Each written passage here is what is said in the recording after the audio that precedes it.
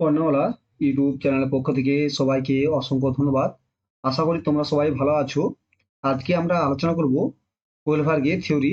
আমরা যে ডব্লিউটেট এবং সিটেট কেন্দ্র করে যে সিডিপি সিরিজ শুরু করছি, আজকে আমরা কোয়েলভার্গের থিওরি আলোচনা করব। এর আগে আমরা আলোচনা করেছি পেঁয়াজের ভাইগোষ্ঠী থিওরিগুলি আমরা আলোচনা করেছি। আজকে আমরা কোয়েলভার্গের থিওরি আলোচনা করবো এবং আজকে তার প্রথম ভিডিও। তোমরা অবশ্যই ভালো করে পড়াশোনা করো এবং প্রাইমারি যেতে প্রিভিয়াস প্রফেশনাল অ্যান্সার দিয়েছে, তোমরা অবশ্যই সেগুলো চেক করে নিও। আমি আমার ইউটিউব চ্যানেলের লিঙ্ক দিয়ে দিচ্ছি, সেখানে তোমরা অবশ্যই সেগুলো দেখে নিও। তাহলে আমরা শুরু করে যাই। থিওরি হচ্ছে কোয়েলবাগের থিওরি, যে নৈতিক বিকাশ তত্ত্ব বা মোরাল ডেভেলপমেন্ট থিওরি। ঠিক আছে, আমরা পেঁয়াজের কগনিটিভ ডেভেলপমেন্ট থিওরি পেয়েছি, ভাই গোষ্ঠী সোশ্যাল কালচার থিওরি পড়েছি সেগুলো, এবং এটাও আমরা পড়বো যে মোরাল ডেভেলপমেন্ট থিওরি। ঠিক আছে, কি আছে প্রথমে কি আছে কোয়েলবার নৈতিক বিকাশে কোয়েলবাগের তত্ত্ব, অর্থাৎ নৈতিক আচরণ হলো সমাজ স্থিরকৃত বা সমাজ বঞ্চিত আচরণের সঙ্গে সঙ্গতি রেখে আচরণ করা। মানে কি বলছে, নৈতিক আচরণ, নৈতিক বিকাশ মানে নৈতিক মানে যেটা সমাজের প্রচলিত আছে নিয়ম নীতি রীতিনীতি, সেগুলোর কথা বলেছে নৈতিক আচরণ। যে তোমার একটা সমাজে একজন শিশু বা একজন ব্যক্তি যে বাস করে, তার আচার আচরণ কেমন হবে এবং তার আচার আচরণটা কতটা সমাজের দিকে গ্রহণযোগ্য বা সমাজ ক্ষেত্রে, সেগুলোই হচ্ছে নৈতিক আচার আচরণ। এবং সেই নৈতিক আচরণ যে বিকাশ, সে কিভাবে স্তরে স্তরে ডিপেন্ড করে, সেগুলি নিয়ে আলোচনা করেছে কুল ভাগে। এবং যার যত নৈতিক আচরণ ভালো, তার মধ্যে মোরাল ডেভেলপমেন্ট তত বেশি। এটা নিয়ে কোয়েল ভাগ তারা আলোচনা করেছি। যে মোরাল শব্দটি ল্যাটিন শব্দ মোরেস থেকে এসেছে, যার অর্থ হলো নির্দিষ্ট নিয়ম এবং রীতিনীতি অনুসরণ করা। মানে একটা মোরাল ডেভেলপমেন্ট, মোরাল মানে নৈতিক।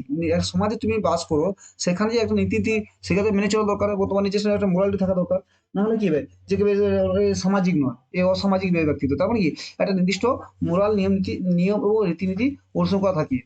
নৈতিক আচরণ নিয়ন্ত্রিত হয় নৈতিক ধারণা দ্বারা। আর এই নৈতিক ধারণা হলো মোরাল ডেভেলপমেন্ট। ঠিক আছে, ঠিক আছে, এই নৈতিক ধারণা হলো মোরাল মোরাল ডেভেলপমেন্ট কি, মানে একটা আবার সোজা কথা বলতে গেলে, যে কোয়েলবা যে থিওরি তার দিয়েছে, তার মোরাল ডেভেলপমেন্ট মানে নৈতিক বিকাশ সমাজের।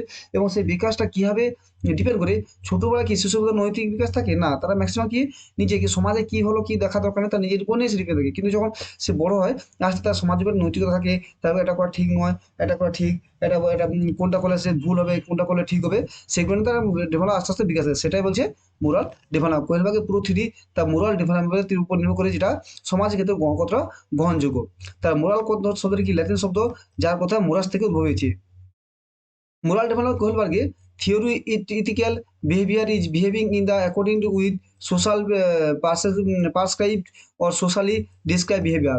The word moral is derived from the Latin word morus থেকে, which means follow certain rules and custom.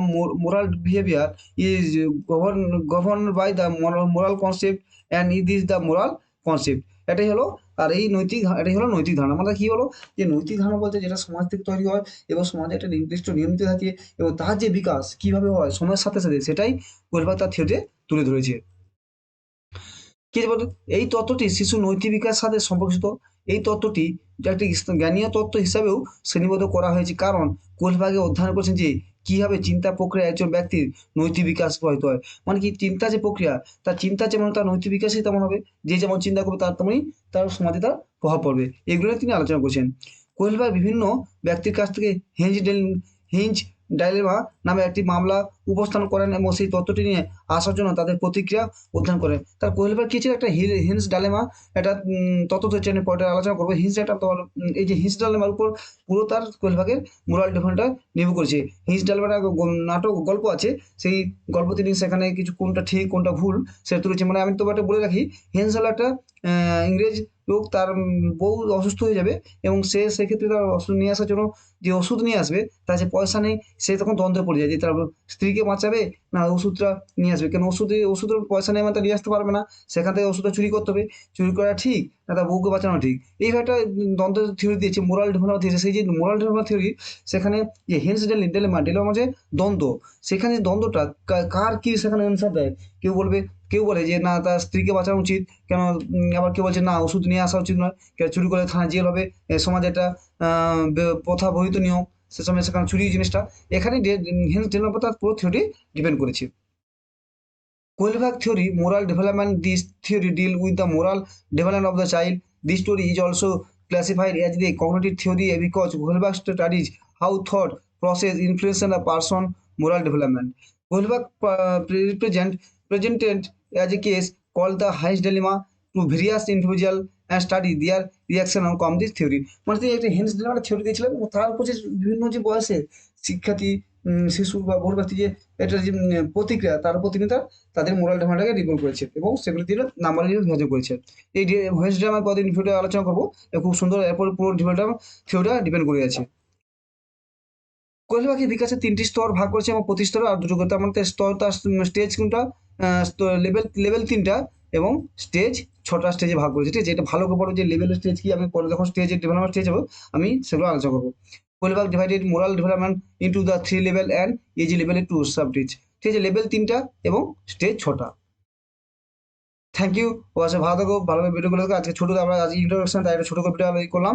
এরপর আমরা হেন্স ডিলেমা আলোচনা করবো, তারপর আমরা থিওরি আলোচনা করবো। ঠিক আছে, তো ভালো করে পড়াশোনা করো, পরীক্ষা প্রাইমারি ডিসেম্বরে হবে, এবার সেই হিসেবে আমরা প্রিপারেশন চলবে। Thank you. ভালো থাকো।